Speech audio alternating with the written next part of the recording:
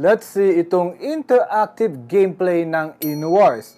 Hi guys, I'm John aka Soral. Welcome to your YouTube channel for your NFT Playtoy reviews. Don't forget to like, share, subscribe, and hit that notification bell. Kaya, let's go! Ito guys, yung i-review natin ngayon, InWars. So, ito yung website nila, InWars.com. Marami silang i-release na laro. Right now, yung first series nila is InWars Liquidation. Ito yung website nila, no? Medyo makulay, no? At saka ma-meme kasi yun naman talaga yung kanilang pakay yung pagka-meme ng Shiba Inu ay inilagay nila dito sa game na ito. So ito may website nila, hindi naman siya na ginaya lang sa kung ano-ano, di ba? At makikita natin may dalawa na silang events. Yung una, yung NFT avatars na pwede nyo nang bilhin. Pag pinindot nyo claim yours, mapupunta kayo dito sa inowars.com/boxes. Dito yung makukuha yung avatar na ito, no? Worth 5,000 IWR or 1,500 pesos lang. Ito yung parang genesis nila. So, based sa kanilang medium, nakita ko rin dito sa kanilang Twitter account na nag-start sila ng blog. So, may mga information about doon, no, sa kanilang NFT avatars. So, ang utility lang po nito, hindi pa kayo makakapaglaro pag meron kayo nito. So, ang benefits lang ng ownership nito is meron kayong unique view or recognizable kayo doon sa in-game. Tapos, pwede kayo mag-participate sa season tournaments. Then, may mga special in-game task na pag nakumpleto nyo is dadagdag yung grade ng avatar na yan. At may ability to create ng guild or maging guild master kayo. Pati may ability to purchase lands para makapag-build ng factories, training camps, no, para sa akin at sa mga guild members. Kaya, comment down below, no, kung gusto nyo akong kumuha nito at maging guild master at para magkaroon tayo ng guild dito sa larong ito. So, paano bumili? Pindutin na ito, no? Kailangan nyo lang ng IWR. May kita nyo yan sa PooCoin. Kung isa-swap nyo yung BNB nyo at around, no? 0.08 po siya, yung 5,000 IWR. It is worth right now 1,500 nga. Tama yung sinabi nila dito. So, be careful lang, ha? Ito yung kanilang contract address. Nandito rin po yan sa kanilang website. Ayan po sa taas. Diyan yung ikakopy. Pag hindi yan, ang contract address, scam na yon automatically. Tapos nabanggit ko nga, 'di ba, na hindi pa kayo makakapaglaro do sa avatar na 'yon kasi kailangan niyo ng weapons, pati character. Dito sa kanilang events, no, on February 25, malapit na po. Siguro pag release ng video na 'to, mga konting oras na lang live na siya or mismo live na nga siya. Dito makakuha tayo, no, lahat pantay-pantay daw, sabi dito to participate dito sa kanilang laro on February 28, yung kanilang beta testing, kailangan mag-purchase ng starter pack. Magkakaroon tayo lahat ng common NFT weapon. From the character itself, si Virgin Inu, tapos may pistol, BNB Suka, shotgun, machine gun, grenade, dynamite. Then yung pangwalong makukuha mo dito sa starter pack is the early beta access pass. So sabi dito, it is around $25 lang. So, less than 1,500, siguro mga 1,300, di ba? Kaya napansin ko kung bibili ako ng NFT, no, or yung avatar pati ito, so less than 3K lang lahat. Ang maganda dito, no, 25% ng mga BNB na yon kasi BNB pababayad natin, hindi yung token nila na IWR. So gagamitin nila yon for buyback ng token. So anong ibig sabihin no? Pag binayback po yung token, magkakaroon ng buying pressure at aangat po ito. Tapos yung 75% will be used for marketing. So yung lahat ng makukuha dito sa starter pack na to ay gagamitin nila to boost their token up. So nabanggit ko na yung beta testing, no, on February 28, 10 AM UTC, no, or onwards. So dito kaya nila kailangan yon para makita yung statistics, para i-design yung game rewards further. Para pa nag-launch yung game, wala na yung problema. Katulad ng nakikita natin ngayon sa mga NFT games na papalit-palit. Ang nangyayari, nadidismaya yung mga players at anong nangyayari? Bumabagsak yung economy nila, di ba? So, i-check din yung service stability. Yan. So, tama yan. At least nakikita nila yung mga naging problema sa ibang games. Pag-fix ng mga bugs. To receive feedback sa mga maglalaro nito, no, para sa improvement ng mismong game. Tapos, syempre, sana may imbitahan tayo na maging live streamer nito, di ba? So, isa yun sa nakikita nilang marketing na yung mga Twitch streamers, pati yung mga onboarding ambassadors ay maglaro nito sa early beta test. Siyempre, dito sa beta test na to, magkakaroon pa rin kayo ng rewards, no, via this guaranteed prize pool. So, nakalaan dito 1.5 million IWR tokens. Right now, it is around 15,000 US dollars. Tapos, yung 500 na starter packs na yun, pag naubos, every starter packs na mabebenta nila is magdadagdag sila ng 500 IWR sa prize pool. So, lalaki ng lalaki yung prize pool at itong beta test na to ay will continue for about 3 weeks siya from February 28.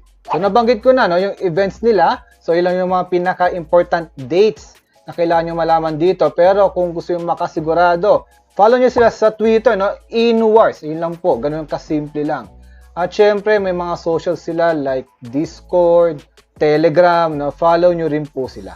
So, tingnan pa natin yung mga nilalaman nitong website ito. So, para sa kanila, this is a unique play-to-earn game. Dahil ito lamang yung gameplay nila, no? So, panoorin natin. So, 1 minute tong video na to. May kita nyo rin to sa kanilang YouTube channel. So, ang kulit lang ng kanilang graphics, no? May cartoonish. Pero ito yung may expect nyo. Parang, di ko matandaan eh. Nakita ko na tong laro nito dati, parang Gunbound ba yun? Diba? So, meron siyang isang malaking map. Doon kayo maglalabanan. So, turn-based siya. Nakikita nyo naman. Ang goal nyo dito is matalo lahat ng mga ino doon. Kaya pala, liquidation. Matatalunin nyo sila lahat. Okay, yan. So, nanalo siya. Siya yung nag-iisa. Or kung ikaw ay guildmaster nga, pwede kang magkaroon ng land. Katulad ng na-discuss natin kanina. At makapag-produce kayo ng iba't ibang weapon pati characters. Yan. So nakikita natin na new era daw ito ng play to earn. Kung gusto nyo pa ng mga iba't ibang content ng gameplay nila like yung bazooka, Pubam, Lady Pistol, nandito naman sa kanilang website yung mga videos na yan. So ito yung Virgin Ino, no? Yung free for everyone daw. No? Basic in-game character. Tapos, iba't iba na po yung mga klase ng mga Ino dito. So, may Mario Ino, Catwoman Ino, Rambo Ino, yan. So, may mga limitation din siya. Tapos, sa mga nakakuha nito sa private sale, pati pre-sale, swerte nyo. Meron silang Diamond Ino, pati Golden Ino. So, iba't iba rin yung mga weapons dito. At token. Isa sa mga nakita ko dito nagustuhan ko guys, yung malaking liquidity pool which is 25.83%. Then dadagdagan pa natin ng 30.83% na play to earn. So sa kanilang white paper, makikita natin yung full details pati yung kanilang vesting period. So IWR, innovation token nila, 120 million po. Ang type nito is utility token daw. So di na kayo mahirapan dito mag-compute kung ilan yung mga i-unlock on the TGE kasi nakalagay naman dito sa right side. For example, sa advisor, 1 million, 0.83% lang po ng kabuuang token, which is may vesting period siya na 10 months, tapos 100,000 lang out of 1 million ang i-release sa TGE. So on airdrop, 1 million, 7 days after the TGE, saka pa lang po yan ipamimigay. Then for the liquidity pool, 31 million po yung supply niyan naka-unlock, pero syempre ilalock din po yan afterwards. For the private sale, 2 months vesting period po sila. 6.8 million po yung i-unlock sa TGE. Tapos sa IDO, fully unlock po yan, 23 million upon TGE. Yung development team, wala po silang kukunin, no, sa TGE, pati yung marketing. So naka 20 months vesting period po sila. Ang maganda dito, meron silang burn mechanism.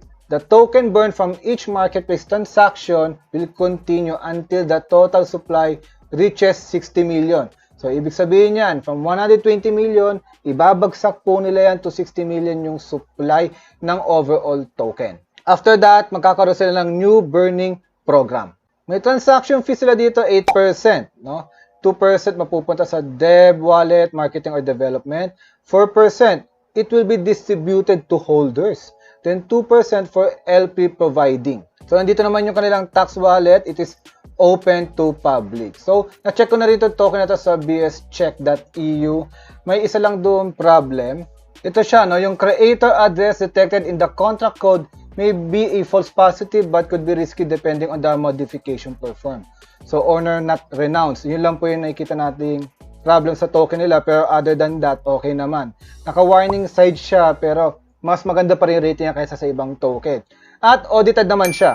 So, ang nakikita lang natin dito na findings na medyo high is yung send ETH to arbitrary user. Pero sabi naman nila, it is considered safe as long as the exchange address is correct. Pati may possible re-entrancy, but can be left daw as long as it don't involve Ether. Then yung mga maliliit na bagay nila like missing zero address validation, tapos may mga some minor vulnerabilities na hindi mo makaka-apekto sa project. Kaya itong Smart Absorber, ang kanilang conclusion na ganun daw, no? We find this project quite safe. At yung economy nila is mapuputala sa ganito, no? You will spend para kumita ka, no? Syempre by upgrading your character, palakasin mo pa kasi kung di ka kamali, this is a win to earn. Hindi lang yung paklik-klik lang. So, skill-based gaming, which is pinopromote natin yan for the stability of the NFT game in general, di ba?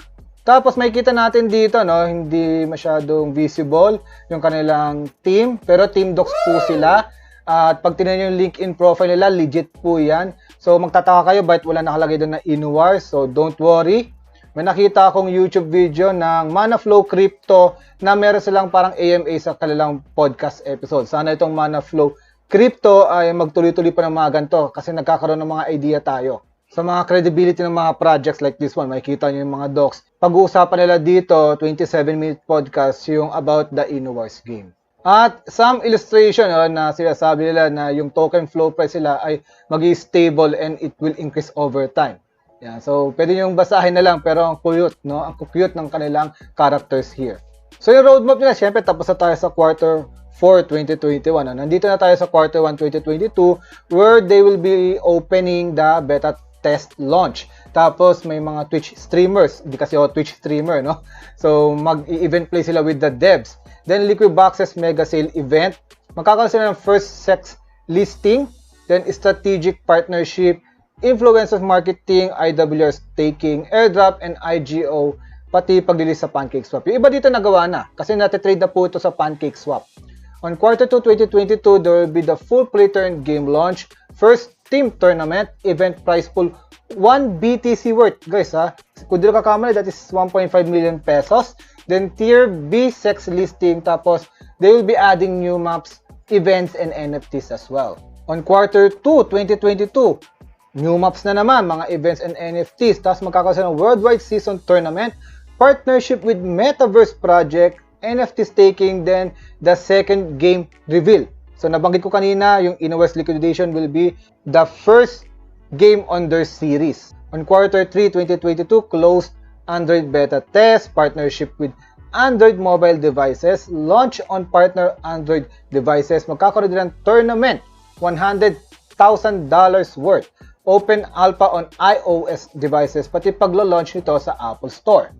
On quarter 4 2022, new expansion, announcement for Inowars. Tapos yung second game nila is magkakaroon ng alpha pati beta testing, pagre-reveal ng new game models, pagpa-partner with the popular PC game launcher, then new burning plan announcement as well. Yung advisors and partners nila, Moonpoly, Pink Sale, kung saan sila nagkaroon ng IDO, I think. Then, ito yung maganda, no? Nasa Crypto.com sila. Maliban sa CoinGecko, pati CoinMarketCap, guys, Crypto.com. Yan. Alam ko may kamahalan pang magpalis dyan, kung di kakamali. At syempre, ito yung white paper nila. Halos lahat naman, no? Yung from gameplay to tokenomics, na-discuss natin kanila sa website.